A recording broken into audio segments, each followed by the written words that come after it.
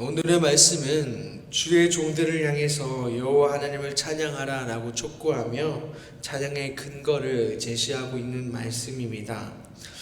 찬양을 해야 하는 근거는 오늘 4절에서 9절까지 해서 말씀에서 나타나고 있습니다. 먼저 4절의 말씀에 보게 되면은 여호와는 모든 나라보다 높으시며 라는 고백에서 높으시다 라는 것은 높이 솟다 또한 고귀하다 라는 그런 의미를 가지고 있습니다. 즉 여호와께서는 고귀하며 높은 존재임을 표현하는데 또 그 가운데 모든 나라라는 것을 통해서 오늘 다른 것과 비교할 수 없을 정도로 고귀하며 높은 존재가 하나님이다 라는 것을 말해주고 있는 것입니다. 또한 더 나아가서 이런 고귀하고 높으신 존재라는 것은 그냥 이스라엘에게만 족한 하나님의 뜻을 말하는 것이 아니라 모든 나라 가운데 모든 신 가운데 그런 동일한 모습을 가지고 있다라는 것이죠. 그래서 모든 신, 모든 나라, 모든 세상 가운데에 이 하나님보다 높고 고귀한 존재가 없다라는 것을 말해주고 있는 것입니다. 그렇기 때문에 이 하나님은 이스라엘 가운데만 존재하신 하나님이 아니라 이스라엘만 통치하는 뭔가 작은 부분, 이곳에 매여 있는 하나님이 아니라 모든 세상을 통치하는, 모든 나라를 통치하는 그런 하나님, 그러한 주인 되시는 하나님이라는 것을 오늘 고백하고 있다라는 것이죠. 또한 그의 영광은 하늘보다 높다라는 것입니다. 그래서 이것은 그의 영광이 앞서 말했던 것처럼 오늘 땅에만 국한되는 것이 아니라 하늘에까지 나타나며 더 나아가서 보이는 하늘을 넘어서서 그 이상까지 미치는 것을 의미하고 있다라는 것입니다. 그래서 하나님의 영광이 하늘도 다 감당할 수 없을 만큼 그 영광이 충만하며 풍성하다, 너무 높다라는 것들을 말해주고 있는 것입니다. 그래서 이것이 첫 번째로 오늘 여호와의 종들이 하나님을 찬양할 수밖에 없는 근거다라는 것들을 먼저 말해주고 있는 것입니다. 하나님의 존재는 우리가 이해할 수 없을 만큼 높고 위대한 그런 존재이시기에 이 세상이 다 담지 못할 만큼의 또 영광이 충만하시기에 우리들이란 존재는 하나님을 찬양하는 것이 마땅하다라는 것들을 말해주고 있는 것입니다. 두 번째로 찬양할 수밖에 없는 근거는 오늘 말씀에서 우리를 위해서 낮추셨다라는 것이었습니다. 5절에서 여호와 우리 하나님과 같은 이가 누구리요? 라고 고백하고 있습니다. 이와 같은 분은 없다라는 것을 말해주고 있는 것이죠. 여호와만큼 높고 큰 존재가 없는데 앞서 말했듯이 그 여호와 하나님이 높은 곳에 앉으셨으나 6절에서 스스로 낮추셨다라는 것입니다. 무엇을 위해서 낮추셨습니까? 그의 영광이 높고 무한데 왜 스스로 낮추셨냐라는 것입니다. 오늘 말씀에서 보게 되면은 천지를 살피시기 위해서, 우리를 살피시기 위해서 스스로 낮추셨다라는 것을 말해주고 있는 것입니다. 성육신하셨다는 것들을 말해주고 있는 것이죠. 그래서 7절에서 더 자세히 말씀하고 있습니다. 우리 7절의 말씀을 한 번 더 읽었으면 좋겠습니다. 우리 7절의 말씀입니다. 가난한 자를 먼지 더미에서 일으키시며 궁핍한 자를 거름 더미에서 들어 세워. 아멘. 여기서 가난한 자, 궁핍한 자는 누구를 의미합니까? 약자, 즉 하나님 안에서 지켜져야 할 권리를 잊고 살아가는 그런 약자들을 말해주고 있는 것입니다. 당시의 상황들을 보게 되면은 이런 약자들은 높은 자리에 있는 자들에게 있어서 오늘 경멸과 또한 무시, 착취의 대상이었습니다. 그것들이 너무 당연했던 것을 보게 되는 것이죠.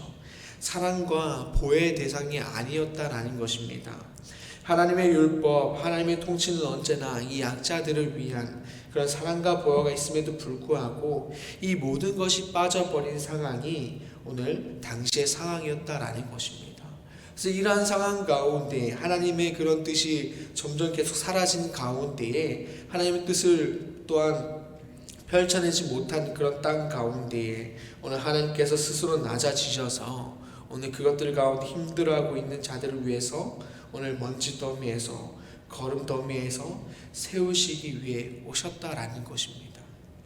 사회적 분위기가 약자들을 그렇게 바라보니 많은 이들이 그냥 그렇게 자연스럽게 바라보는 것이 당연했고 또한 그것이 맞는 것 마냥 바라보는 시선들이지만 오늘 말씀에서 하나님은 결코 그들을 향해 시선을 돌리지 않고 있다라는 것들을 보여주고 있는 것입니다. 사회적 분위기가, 더 크게는 당시의 시대적 분위기가 그렇게 만연해 있다 할지라도 하나님은 언제나 사랑으로, 긍휼함으로, 또 우리가 바라보지 못하고 미처 생각하지 못하는 부분까지 세세하게 생각하시고 오늘 기억하고 있고 그들을 위해서 이 땅에 오셨다라는 것들을 말해주고 있는 것입니다. 또한 더 나아가서 신앙적으로 무너진 곳들을 세우기 위해서 오셨다라는 것이죠. 마찬가지로 하나님은 그때나 지금이나 우리를 위해서 이 땅에 오셨다라는 사실입니다.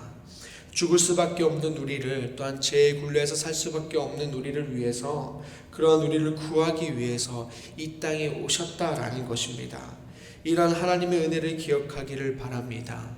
이러한 하나님의 사랑을 기억하기를 바랍니다.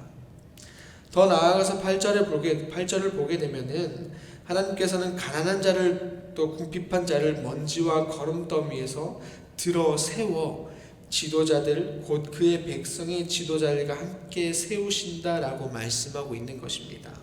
오늘 단순히 구원, 그것으로만 끝나는 것이 아니라 오늘 하나님은 들어서 또한 세우신다라는 것들을 보여주고 있는 것입니다. 더 이상 그들을 우리를 가난하고 궁핍한 자로 살아가게 하는 것이 아니라 오늘 백성의 지도자들과 같이 우리를 높이신다라는 것입니다. 물질적인 부분에서 벗어나는 하나님의 세우심이 아니라 이제 그들이 더 이상 죄의 굴레와 여러 가지 상황 가운데서 또 환경 가운데서 무너지는 삶이 아니라 하나님으로 말미암아 바르게 서는 한 사람이 되겠다, 또 그렇게 살아갈 수 있게 하겠다라는 것들을 오늘 하나님께서 말씀하고 있는 것입니다. 하나님과 함께 살아가는 자가 됨을 말해주며 온전한 구원을 말해주고 있는 것입니다. 또한 그렇게 해서 우리를 그렇게 구원하시고 세우시겠다라는 하나님의 약속이다라는 것입니다. 이것만으로 우리가 하나님을 찬양하기에 마땅한 근거가 된다라는 것입니다. 하지만 시인은 오늘 9절을 통해서 또 마지막으로 우리가 찬양할 수밖에 없는 그러한 하나님에 대해서 말씀하고 있습니다. 우리 9절의 말씀을 한번 읽었으면 좋겠습니다. 9절의 말씀입니다. 또 임신하지 못하던 여자를 집에 살게 하사 자녀들을 즐겁게 하는 어머니가 되게 하시는도다. 할렐루야. 아멘. 오늘 이 9절에서 임신하지 못하는 여자를 말씀하고 있습니다.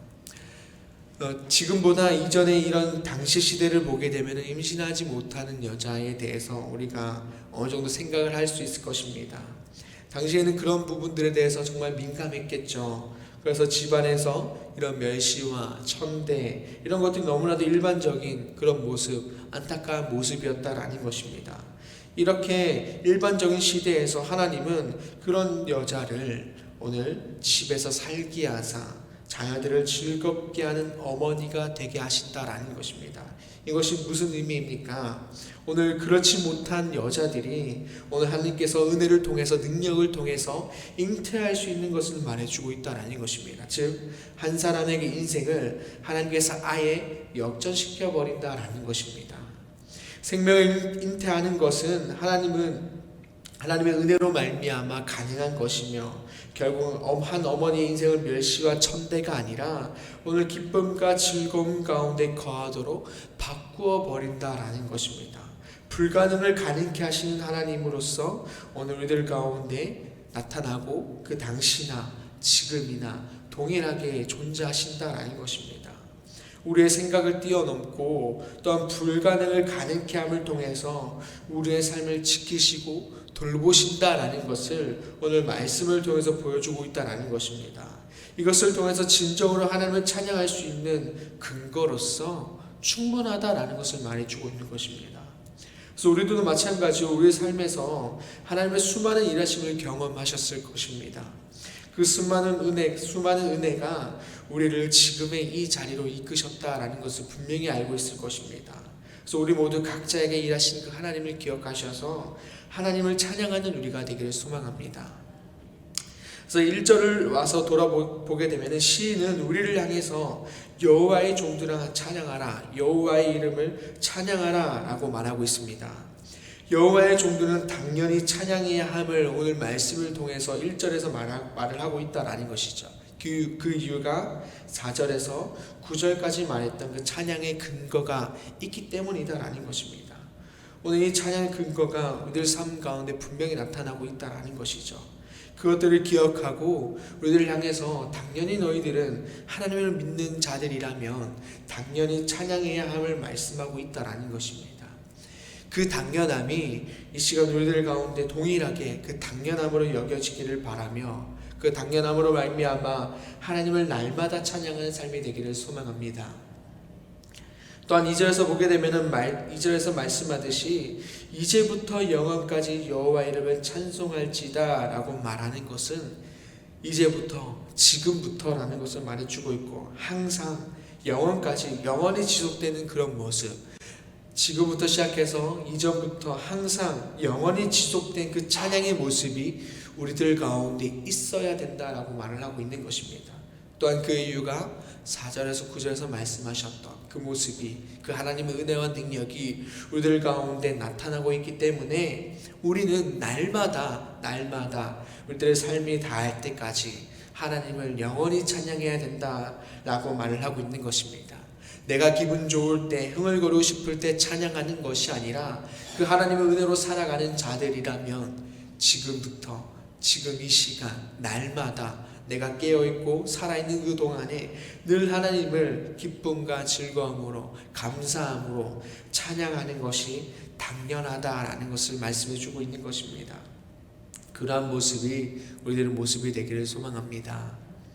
오늘 말씀은 우리를 향해서 하나님을 찬양하는 삶을 살아야 하며 그렇게 해야만 하는 이유를 말씀하고 있습니다. 이 시간 우리들의 삶을 돌아보면서 우리가 지금 이 자리에 있을 수 있는 것, 또 우리들의 삶이 계속해서 이어질 수 있는 이유를 찾기를 바랍니다. 결코 우리의 어떠함이 아니라 늘 우리의 모든 것을 세세하게 또한 조정하시고 지키시고 돌보셨기에 우리가 이 자리에 있음을 찾는 그 이 시간이 되기를 소망합니다. 그렇게 해서 우리 모두가 하나님의 사랑과 은혜를 돌아보고 마음의 새김을 통해서 진정으로 감사와 기쁨으로 하나님을 찬양하며 살아가는 우리의 모든 삶이 되기를 간절히 소망합니다. 기도하겠습니다. 아버지 하나님 감사합니다. 아버지 이 시간을 통하여서 우리들 가운데 행하셨던 그 하나님의 은혜들을 아버지가 돌아보게 하여 주시고 기억하게 하시고 또한 마음 가운데 새기게 하여 주시옵소서. 그렇게 해서 하나님 아버지 우리들의 삶이 또 우리들의 입술이 날마다 하나님을 찬양하게 하여 주시고 또한 우리들의 생명이 다하는 그날까지 늘 하나님을 찬양하는 우리가 되게 하여 주시옵소서. 그 하나님의 능력과 크심을 보게 하여 주시고 그 찬양 가운데 감사가 넘치게 하여 주시고 또한 그 가운데 은혜와 기쁨으로 즐거움으로 하나님께 날마다 나아가는 우리들의 삶이 될 수 있도록 주님께 함께 하여 주시옵소서.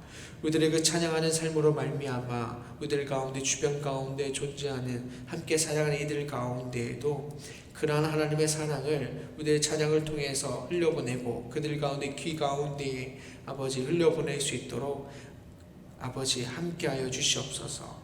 그렇게 해서 우리뿐만 아니라 아버지 우리를 통하여서 많은 이들이 하나님 가운데 나아갈 수 있는 귀한 복의 통로를 살아갈 수 있는 우리가 되게 하여 주시옵소서.